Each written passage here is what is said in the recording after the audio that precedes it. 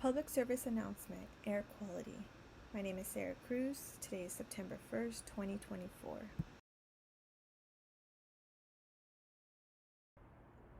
Air pollution. A small town called Donora, Pennsylvania, experienced an air pollution disaster which occurred during the time of October 27th to October 30th, 1948.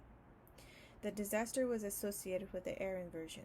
According to Frisk, the air inversion is when the atmospheric condition, which a warm layer of air stalls above a layer of cool air that is closer to the surface of the earth. The occurrence causes pollutants to build up when they are trapped close to the earth's surface. Furthermore, the town experienced fog combined with particulate matter and industrial and other contaminants. And here we see in the diagram of no inversion and inversion. Source and prevention of exposure.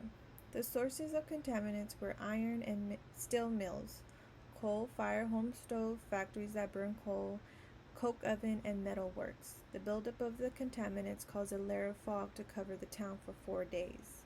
Additionally, the American Steel wire plant and the Donora Zinc Works, which covered miles of the riverfront land, were the sources of the contaminants.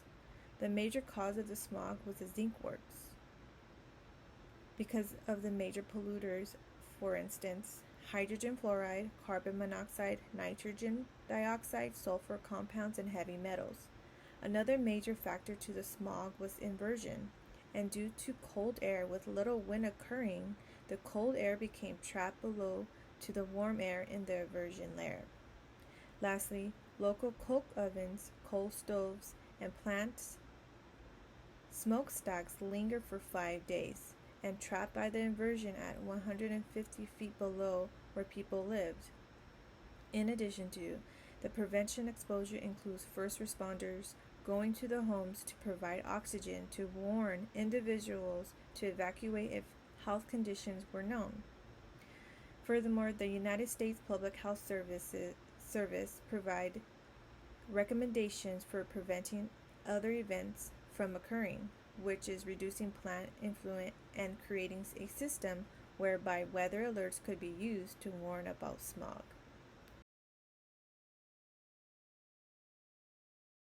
Roles and responsibilities of agencies.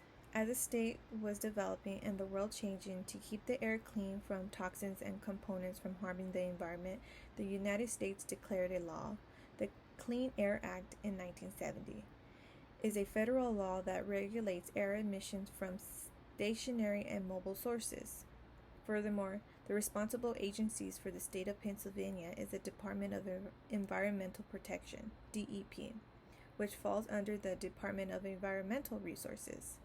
These agencies were created to make sure an event like Donora does not occur again in history. Moreover, DEP was founded in 1995 to protect Pennsylvania's air, land, and water resources and provide for the health and safety for the residents and visitors under the Environmental Rights Amendment.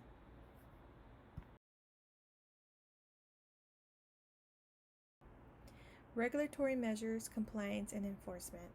To stay within compliance and to act on regular standard measures, there has been air quality controlment and laws that were created to prevent an event like Donora disaster reoccurring. For instance, to reduce emission of harmful air pollution, there is technological control, climate protocol agreements, and energy conservation. The use of technology control is to reduce industrial emission of particulate matter like scrubbers, filters, and electrostatic precipitators.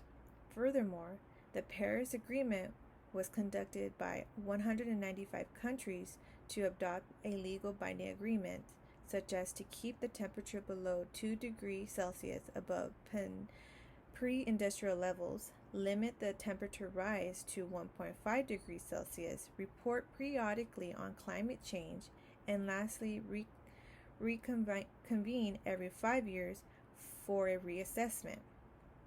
Lastly, to conserve energy and reduce the emission of greenhouse gases and prevent global warming is increase the efficiency of older power plants, develop wind turbines and solar panels, reduce the usage of appliances, use fully electric vehicles, and increase the use of public transportation.